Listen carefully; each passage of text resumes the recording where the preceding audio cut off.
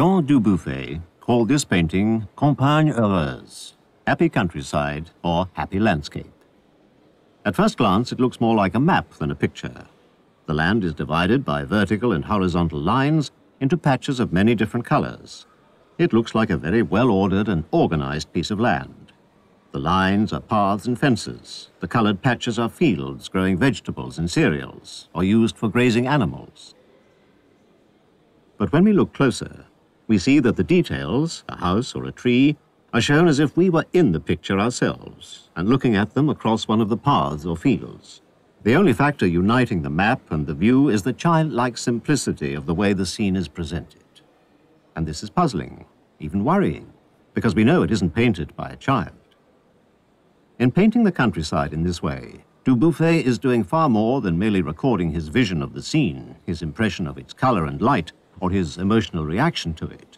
Using a technique one could well call childlike or primitive, he is making a very sophisticated statement. His painting of a landscape is in part a commentary on the tradition of landscape painting, both as the painter performs it and as the viewer responds to it.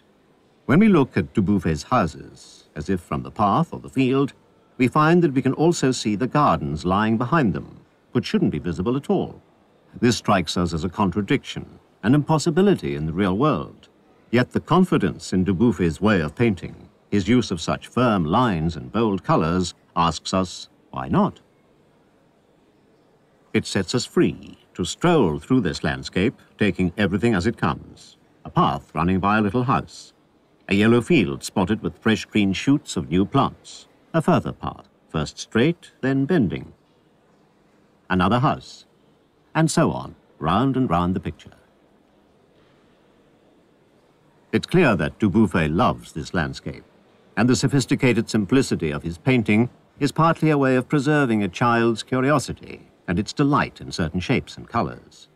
But it also preserves a child's innocence and his ignorance of the world beyond these particular houses, trees, fields, and paths.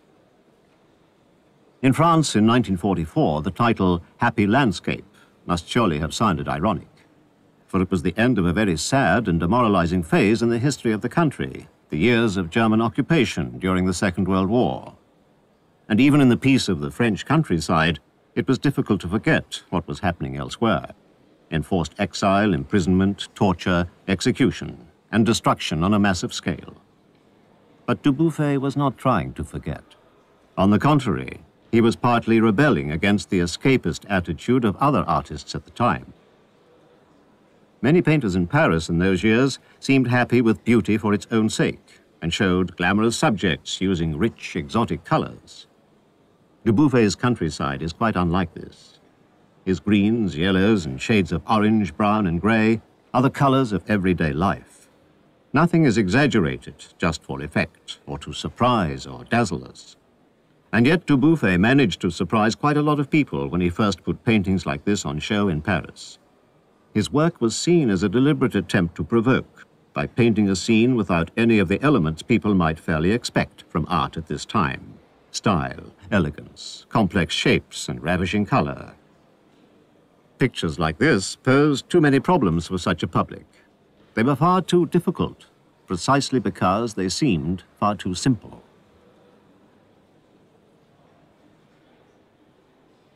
And it was far away from the world of the academy and the museum that Dubuffet had found his inspiration. He found it in the works of so-called primitive painters, such as Adolphe Wöffli. These painters tried to reproduce qualities found in the paintings of children and of the inmates of insane asylums. This picture by Wöffli shows such an asylum. And just like Dubuffet's picture of the French countryside, it seems to combine a view and a plan. What Dubuffet most liked about such paintings was that they seemed to have broken away from the conventions traditionally governing the way painters showed space and the relation of one part of the scene to another.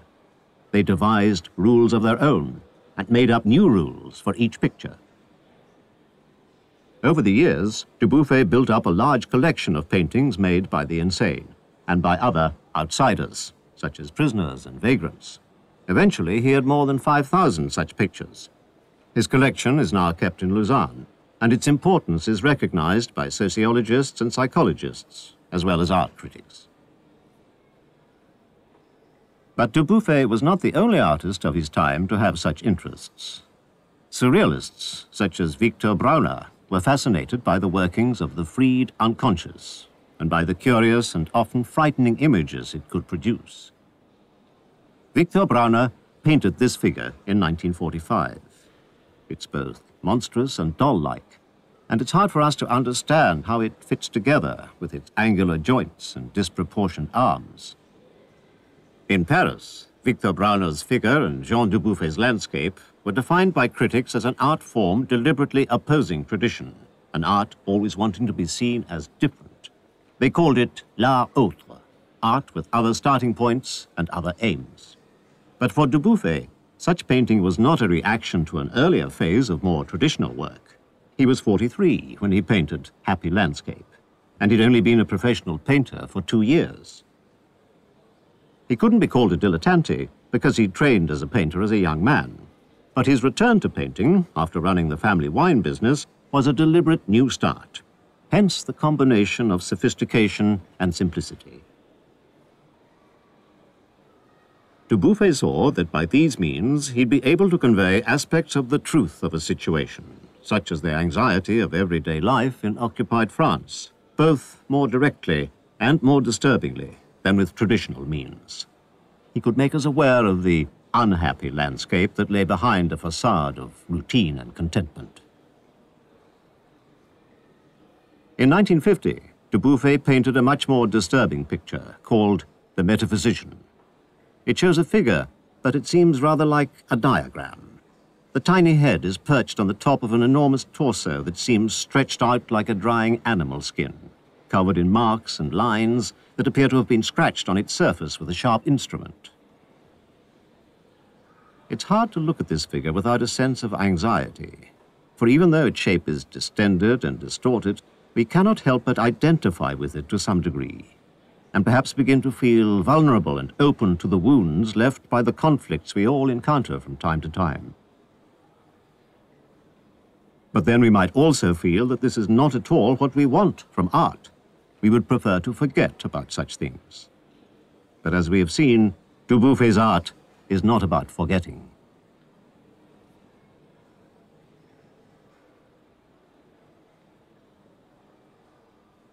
And he has ways of keeping our attention when we might readily turn away. The lines that crisscross figures such as this one, a portrait of the Paris art dealer René Drouin, are at first simply bewildering.